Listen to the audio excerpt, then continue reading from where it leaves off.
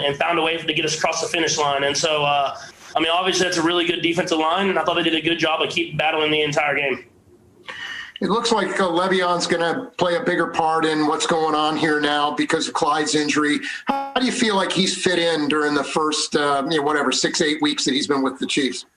Yeah, he's been a great addition. You've seen him in spurts. He's been getting in, making plays happen when he's in the football game. And, obviously we're hoping Clyde gets back quickly. But I think we have good guys in that running back room that will step up and really embrace that role. Let's go next to Herbie Teope. Go ahead, Herbie. Hey, Patrick, after the game, the NBC camera, the broadcast camera caught you and Drew Brees having a moment on the field there. What was said between the two Texan kids there, and then how much encouragement did he give you? Yeah, it's just a bunch of respect. Obviously I watched Drew growing up. I have the same financial advisor as Drew does now, and I've met him over the years, just got different things, and he spoke advice to me. For me, just showing him the ultimate respect. He's one of the best to ever do it. He's still doing it at a high level. And so it was a great game, and obviously we came out with the win, but it was a great game by him as well. Let's go next to Matt McMullen. Go ahead, Matt. Hey, Patrick, probably feels like a long time ago now, but you had the crazy third down conversion to Sammy early in the game, eventually led to a touchdown. Can you walk us through that play and what you saw on that one? Yeah, there's a lot of them. That one, definitely, Sammy was kind of my last read, and I got flushed out. I was running out to the right, thought I could get the edge, realized I wasn't going to be able to get there, and then I stopped and stepped up, and Sammy kept working. I was able to get him the ball. That's another play. You see those offensive linemen. They continue to work when I'm scrambling, doing all my different stuff out there. And you got to have guys that are going to continue to battle the entire game. And so it was a great job of them and a great job of the receivers and Sammy getting open. Let's go next to Mick Schaefer. Go ahead, Mick. Hey there, Patrick. The goal line pass to Travis, it looked like kind of a chest pass there. I was wondering the origins of that play. I know you watch a lot of college football. It looked like those college kids yesterday winning the Dr. Pepper thing at halftime. Yeah, we actually ran it versus Denver on that Monday Night Football game a couple years back, and Kelsey got in on that one as well. And it takes a lot of practice. As far as getting the blocking right that quickly, finding a way to kind of push it in there. And I thought the guys did a great job of giving me a lane to throw. I got it to Kelsey, and he punched it in there. Go next to Pete Sweeney. Go, Pete.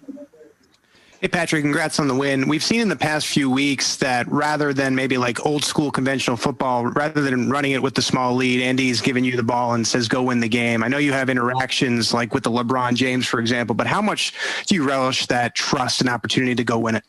Yeah, I think it's just trusting the entire offense. Not only me giving me the chance to throw, but giving those guys chances to win. A lot of times in those 4-minute type situations late in the game with those small leads, you're getting straight man-to-man coverage.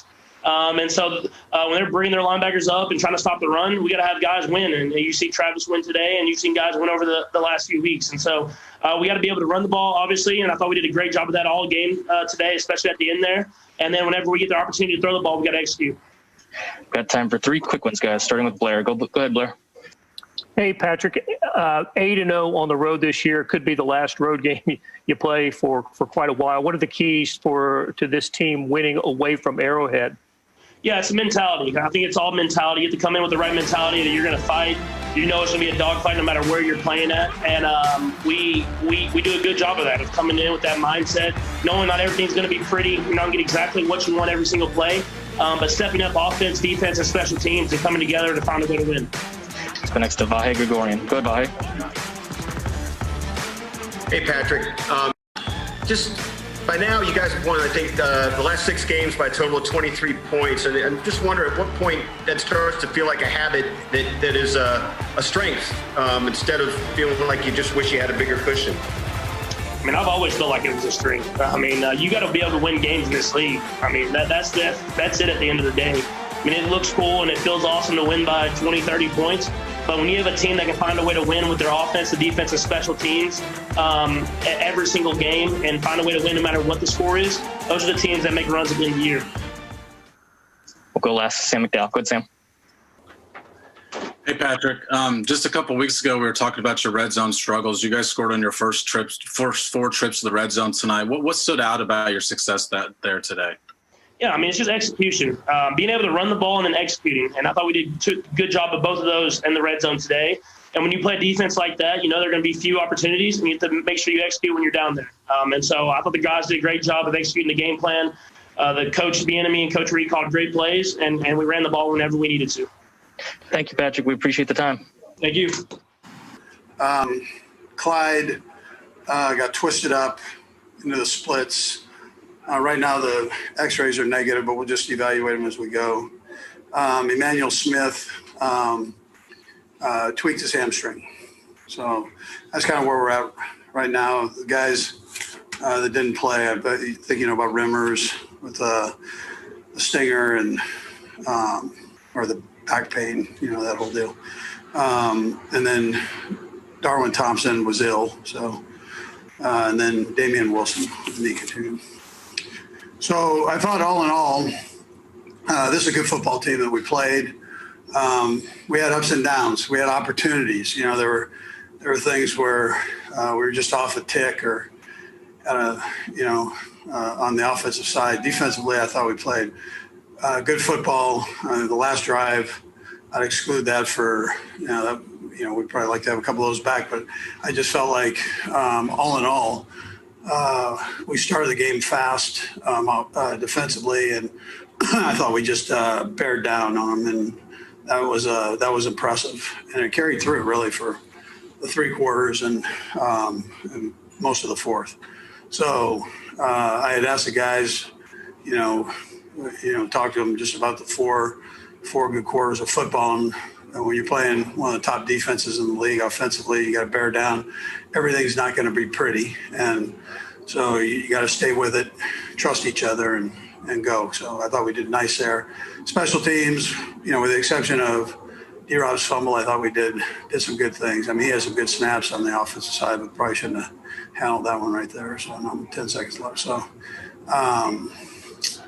other than that, again, we keep moving. So try to keep moving forward, try to keep getting better as we go.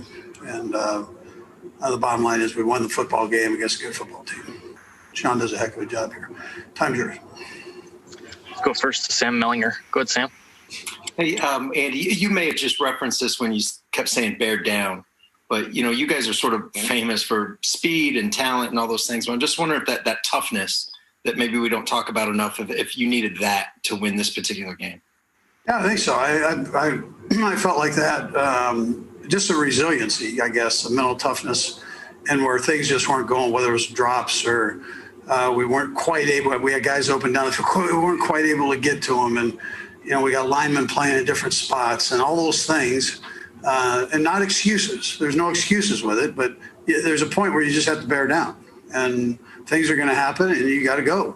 And so I thought the guys did a heck of a job of that. They didn't let it bog them down mentally.